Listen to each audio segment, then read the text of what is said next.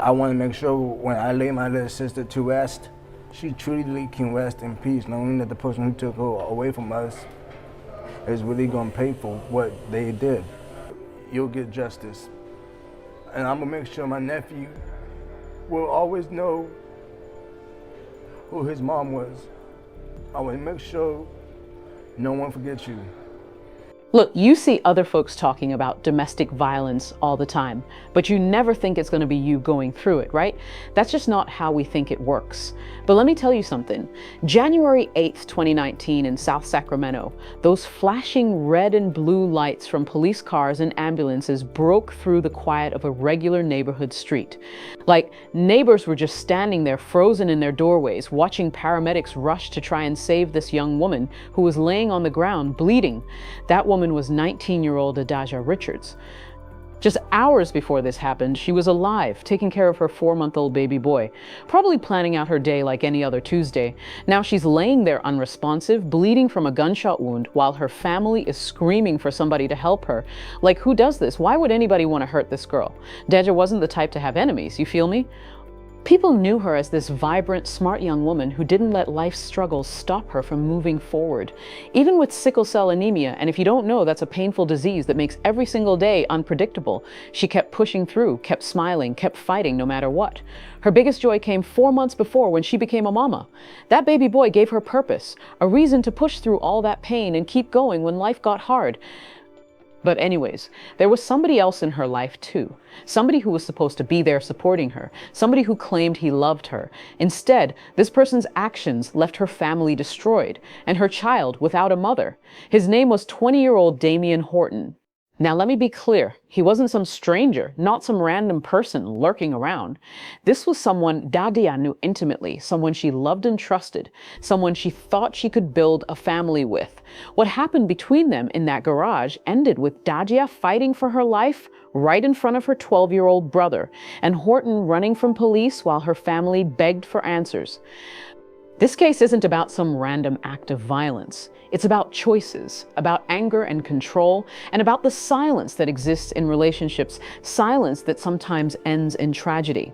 This is Daja Richards' story, a young mother whose life was full of promise, cut short in a moment of devastating violence. If you're into real true crime stories that dig deep into the facts and the people behind them, go ahead and hit that like button and subscribe. We post new videos every single day, so there's always another case to uncover, another truth to explore.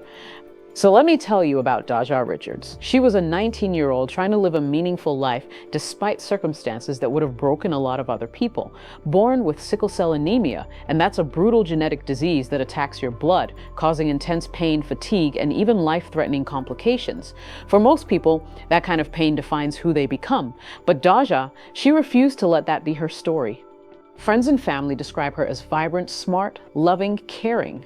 Anybody couldn't say anything bad about her. She was the type of person who brought energy into a room, even on days when her own body was fighting against her.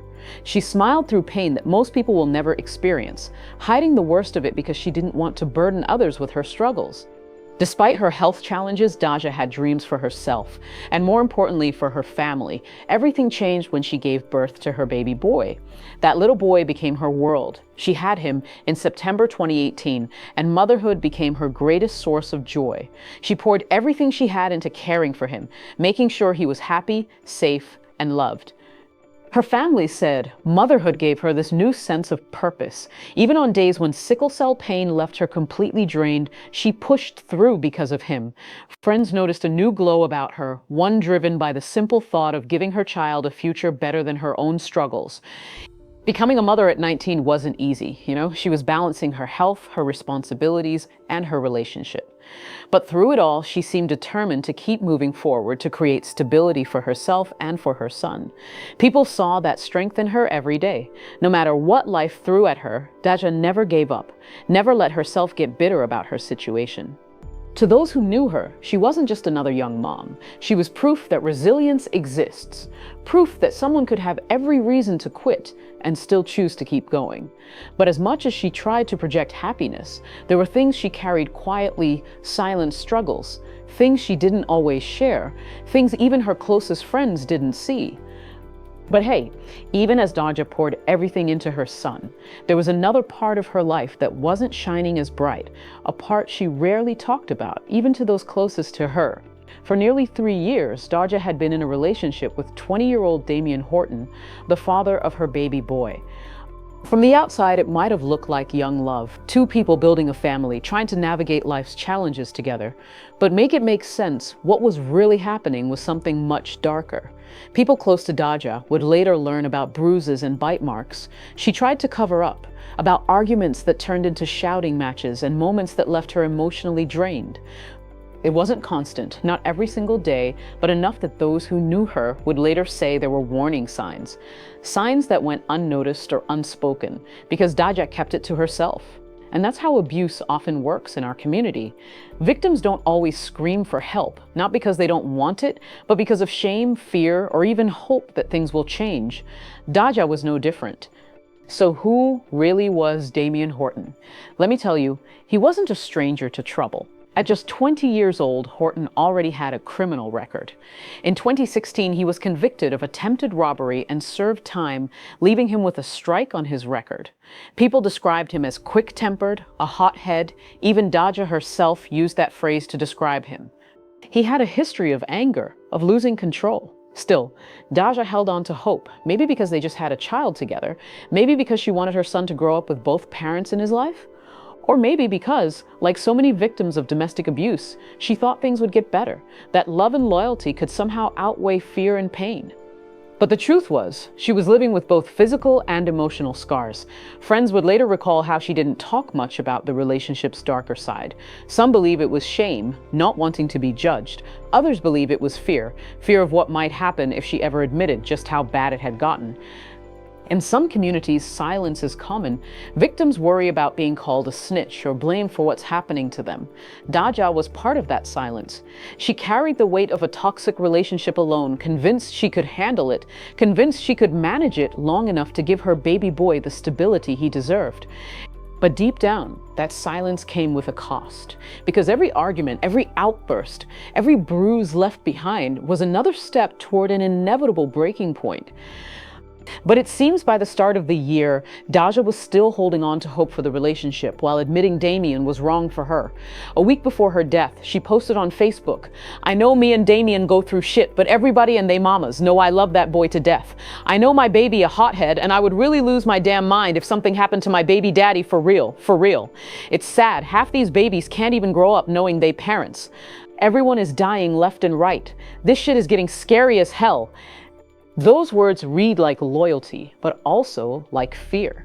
She was asking for protection, for guidance, because deep down she knew something wasn't right. Then not even a week later, just a day before her death, she posted, "I respect a guy that can just say, yeah, I got hosed. Yes, I was talking to her. Tell me everything. Whatever I choose to do after that is on me. Don't have me following in the blind. Make me your homie before anything else. So together or not, as long as you told me what's up, you'll forever have my respect. I'll keep you around if I know you solid." From that post, it seemed she was tired of Damien cheating and hiding it, and she just wanted him to come clean about what he was doing. Moving on, Daja's life had been this mix of resilience and quiet suffering. She loved her son, worked hard to create a home for him, and held on to hope that things with Damien Horton would one day improve. But on the morning of January 8, 2019, that fragile hope shattered completely. It was a little after 9 a.m. in South Sacramento. The neighborhood of Orchard Woods Circle was quiet like any other weekday morning. Children were getting ready for school, people were heading out for work, and Daja was home with her baby boy and her 12-year-old brother. It should have been an ordinary morning, but instead it became the moment that changed everything for their family. Horton came by that morning, just like he had many times before. To outsiders, it might have seemed like a routine visit from a young father checking in on his child and his girlfriend. But there was tension underneath the surface. For years, their relationship had been toxic and at times violent, and that morning would be no different. According to investigators, Horton asked Daja to step into the garage so they could talk. It was a conversation she probably didn't think much about. After all, they'd had plenty of conversations like this before, sometimes tense, sometimes calm. Maybe she thought it would be different this time. Maybe she hoped they could finally talk things through. But once inside, things turned violent. Daja's 12-year-old brother would later tell deputies he heard the sounds of a struggle, raised voices, scuffling, and then suddenly, one single gunshot. A moment later, Daja stumbled back into the house, clutching her chest. Blood was already spreading across her shirt. She looked at her little brother, her eyes wide with shock and pain, and she used the last of her strength to say the words that would change everything. "He shot me." Then she collapsed. Her brother called 911, panicked, desperate to save her. Deputies and paramedics arrived within minutes, working frantically as her family watched in horror. She was rushed to the hospital, barely clinging to life, but there was nothing they could do. Just 19 years old, 4 months after bringing her own child into the world, Daja Richards was pronounced dead. Even as she lay dying, Daja made sure her voice was heard. She identified Damien Horton as the shooter. That one final act of clarity and courage ensured there would be no confusion about who was responsible. By the time deputies secured the scene, Horton was gone. He had fled on foot, leaving behind his infant son and Daja's younger brother in a home now scarred by violence. Deputies immediately launched a manhunt, locking down streets, police questioning neighbors, and this morning, just after 9 a.m., the Sheriff's Department's Communications Center received a call from here in the 7800 block of Orchard Woods Circle in South Sacramento. The caller indicated there was a shooting here. Officers arrived, and while they were arriving, they were advised there was one female victim who had sustained at least one single gunshot wound to her upper body. As part of this investigation, as it moves forward, the investigators or the officers continue to work the scene and get more information. They did locate a female victim. She was transported immediately upon location to an area hospital by the Sacramento Metro Fire Department, where she was pronounced deceased. Upon just prior to the officers' arrival, it's believed the suspect fled the scene on foot, still armed with a handgun. We have not located a handgun here at the scene. We've received witness information indicating the suspect did continue fleeing through the neighborhood. Right now, we're searching the neighborhood to ensure the safety of the community and the safety of officers with our SWAT team. We're searching it slow and methodically using our SWAT team and Sheriff's Department K-9 units. We're looking for an armed suspect. The suspect at this point is believed to be an African-American male. The search stretched into the next day. The community was on edge, fearing Horton might lash out again or disappear entirely. The sheer brutality of what happened that morning stunned neighbors and community members alike. A mother of a newborn gunned down in her own home in front of her younger brother. A toxic relationship that had been quietly tearing at her life finally erupted into irreversible violence. That morning marked the end of Daja's life, but also the start of an even larger story, one that would ripple far beyond Orchard Woods Circle, touching her family, her community, and eventually a courtroom where every detail of her final moments would be revisited in painful detail. Anyways, less than 24 hours after the shooting, Damien Horton walked into the Sacramento County Sheriff's Department and surrendered.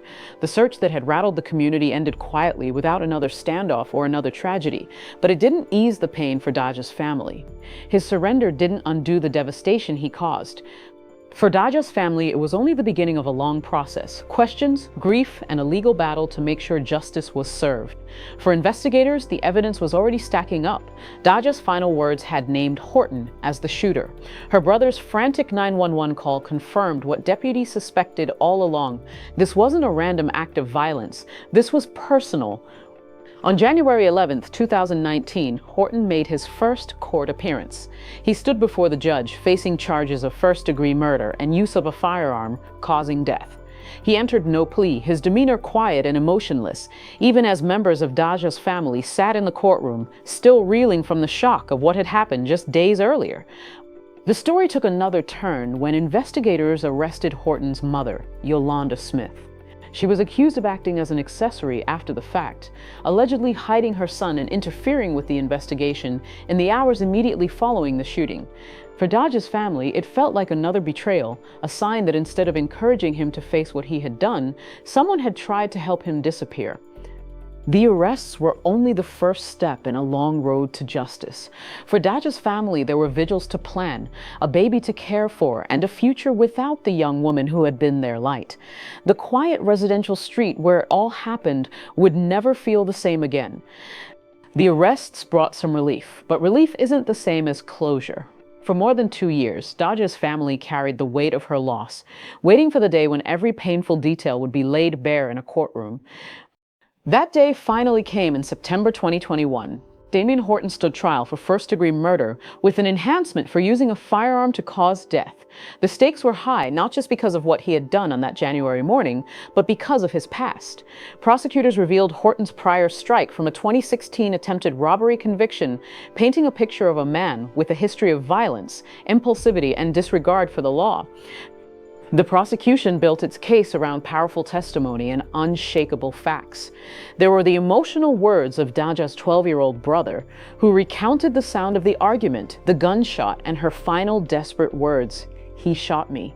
There was the medical testimony describing the single devastating gunshot wound to her chest and how even immediate emergency care couldn't save her life. Deputies who responded that morning described the scene they encountered: a young woman on the floor, still conscious enough to name her killer, then slipping away despite their efforts.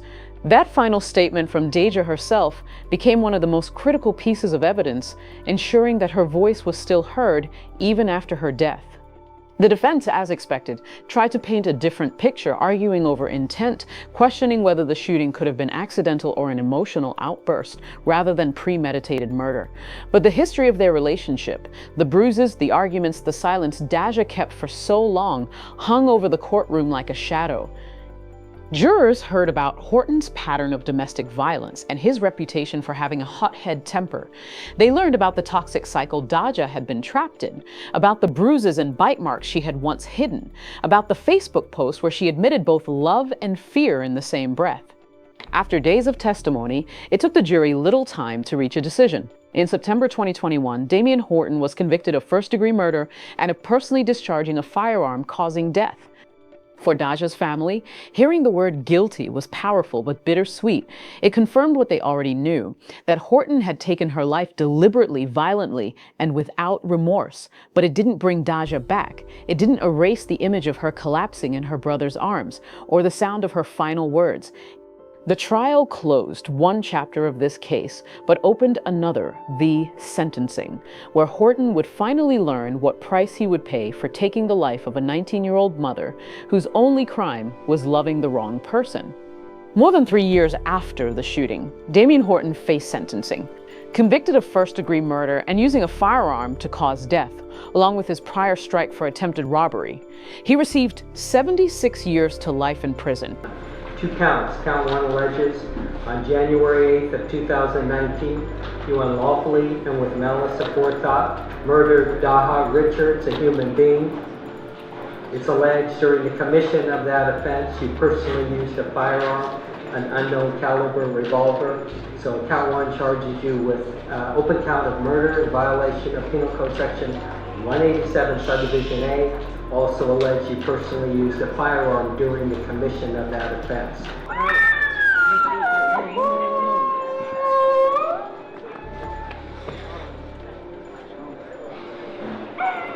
And for me, I want to make sure when I lay my little sister to rest, she truly can rest in peace, knowing that the person who took her away from us is really going to pay for what they did.